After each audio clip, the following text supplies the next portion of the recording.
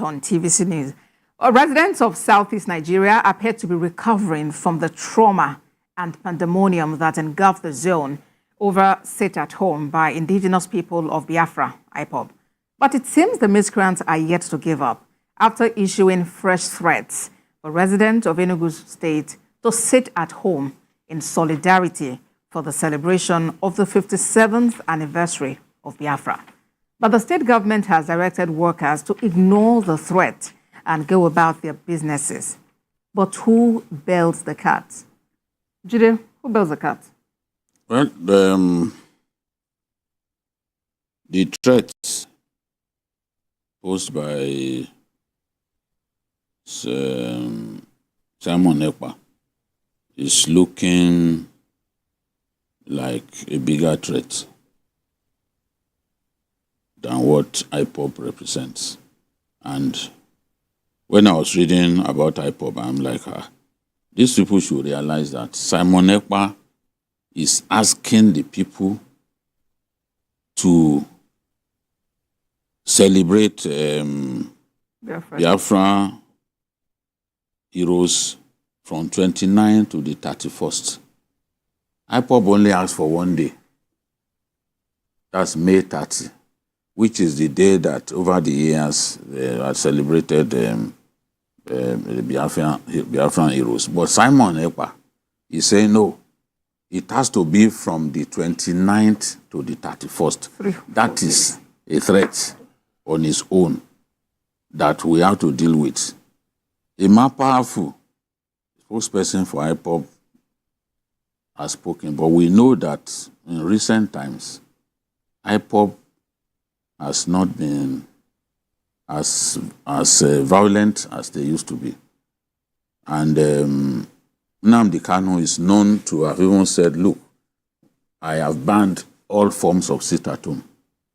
Whether it's on days that I'm going to be brought to court or Mondays, no more sit-at-home in the Southeast. He wrote it down in his own hand when Senator Ifeanyi Ubah and Eze Chukwuemeka went to see him in the DSS, in his DSS facility.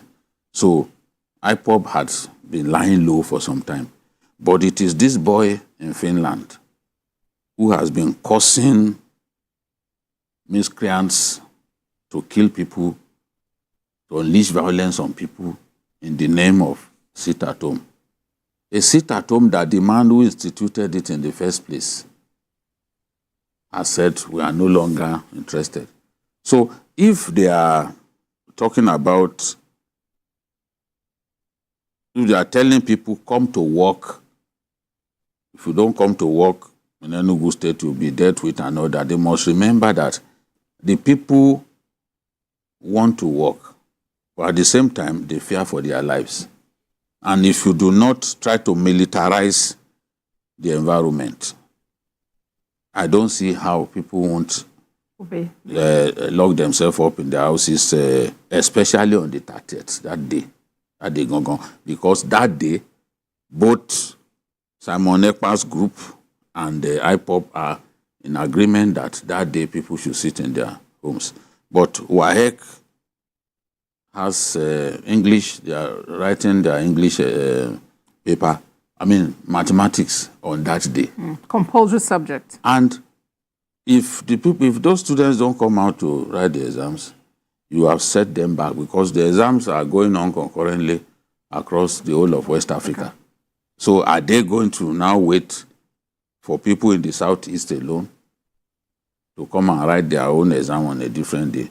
UNIZIK, they've chosen to postpone their convocation for fear of attack. But what do you do about the students?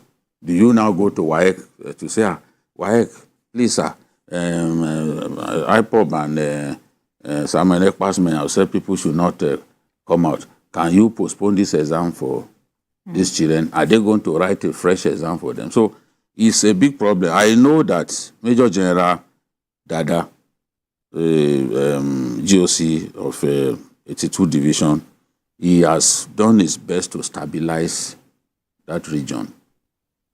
the burning of INEC offices, release of prisoners, you know, killing of policemen at will at checkpoints, that has literally stopped. It's occasionally that they still kill policemen, but there is still a lot of work to be done, especially in the hinterland. I was in Enugu about 3 days ago. I know that the threat is still very much there. Yes, we people came out on Monday. That day I saw people. But some also told me that, look, outside of Enugu, they are not prepared to take the risk. All right, Mio. My own position is that Nigeria seems to allow non-state actors to determine what will happen in a section of the country, which to me is unacceptable. This character that I call himself, Simon Ekpa, that I've been saying so because it's in Finland, I thought that by now, Nigeria government will have diplomatically solved its problem. Because somebody cannot stay in Finland and be causing mayhem and the kind of thing he's doing in the Southeast. We've allowed him to get away with so many things. Yes, I know that it's finished by as a citizen of that country. But the Nigerian state could have been able to, on a diplomatic level, reach agreement with this man and show evidence. It's so there because most of these things that he does it by video. To show evidence that this guy is destabilizing a section of Nigeria, which should not be acceptable. That is one. Two, I think that the state should do everything possible to make sure that this order does not work. They must provide enough security for at least the students to be able to go and do their exams. And those who want to go to market or do their business at that time, if they see enough security, they will do that. Some people may decide to stay at home. There's nothing government can do about that. But they must make sure that there are activities that will not confirm that these people were able to have their way. Because if we allow them to have their way, they will go back to the old ways of doing things. And since the head of IPOB has said there shouldn't be any sit at home again, this one is illegal and must be treated as such. All right, and as BKO mentioned, it's like there's IPOB on one hand and there's Simon Ekpa on no, yeah, both of them are doing the same thing. It's just that IPOB is the people on ground here. Ekpa turned himself to be he claimed that he calls himself Prime Minister of Biafra Republic. In exile. Yes, in exile. So that is why he's still the same IPOB, but he said he has formed a government in exile.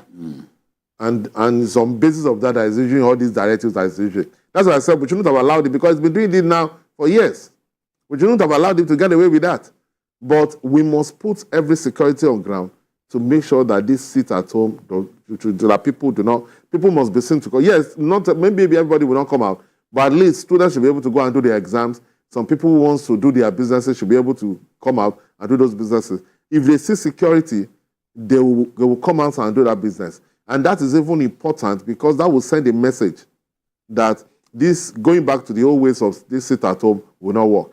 Government has to do everything possible to make sure that they do not achieve their aim. Indeed, and not just in Imo State, across the entire geopolitical zone. Imo is a big problem in Imo too, as much as they are stronger in Imo, but I think they've killed that their ASN commander. Maybe that will help. They killed him recently, because it's giving them a tough time. But the reason they are able to find people is the release of prisoners from those prisons in the East. A good number of those former inmates are the ones carrying guns and killing people on behalf of Simon Ekpa and co. Because we've not been able to rearrest them. Anytime there is a jailbreak, we are only able to rearrest very few. Even the jailbreak that happened in Suleja, because we didn't even have proper record of the inmates. And ideally, when there is a jailbreak, you release pictures of those guys so that if we see them in our neighborhood, we can raise an alarm and they can be apprehended. But nobody released any picture of the inmates. So they will be mingling with the rest of us, hanging out with us. We won't know that they broke jail. That is the problem. They are the ones that IPOB and Simon Ekpa that they're employing using. Yes, there is foot soldiers now, because these are criminals who ran away from jail, and we've not been able to get hold of them. So, and it also speaks to our attention to details and focus on data as a nation. All of the NIN, BVN, all of the forms of identification we have, there ought to be a way to bring all of these together, have a central even there ought to be documentation of inmates. Because when you enter a prison, there's a record. Every prison has a department of records. They're supposed to take the records of that person. But just because we don't do things properly in this country, that is why there will be jailbreak, and they cannot tell us those who have escaped. It just shows on seriousness. Yes, because when somebody enters the jail, because most of these people are waiting trial people, so they are more or less like they're not really inmates, but they're guests of the prison. And they're the ones crowding. Yes, the hardened ones who had been convicted also escaped. Yes, also escaped, yes. And some of them are hardened criminals, murderers and all. Yes. Look at one. Especially armed robbers, a lot. During the NSAS, they opened a jail in Delta State. Immediately he came out, he went straight to the guy who testified against him and killed him. So this is what happens. And jails are not supposed to be located close to residential areas. Look at the one in the one Suleja. In Suleja. The nearest house to it was just about 7 meters. So by the time they mingle with people in the community, how are you going to? Yeah, I think the problem with that one has to do with development. Because in those days, most of these prisons were in the outskirts of things. For example, if you look at the Ikoyi prison, for example, when it was there, it was way out of where the colonialists were living. But today now, golf club. Yes, but today now, what I expected government to have done is that because of development and urbanization, they should have removed those prisons. Yeah, they built yes. Resettle them somewhere else. And then maybe also we should live true to the word of, the change of the name now from prison service to correctional service to ensure that real correctional activities are taking place in there so that when they come out, they are better citizens out there. I have some issues with that. That's why prison is what comes out of my mouth most of the time. All right. Forgive me. Okay, gentlemen, it's been so good having you on the show today. This inauguration anniversary. Babajide Kolade Otitoju and Mayor Akinpelu, thank you so much for your time and contribution. Thanks. Thank you. Well, that's it on Journalist Hangout today. Join us tomorrow for another episode of the program. You can watch the repeat broadcast of this episode tonight at 11. Join us on Sunday from 1:30 to 3:30 p.m. for Journalist Hangout on Sunday. We are on YouTube at youtube.com/TVC News Nigeria. I am Abosedi Adeniran Aduemi. Bye for now and God bless Nigeria.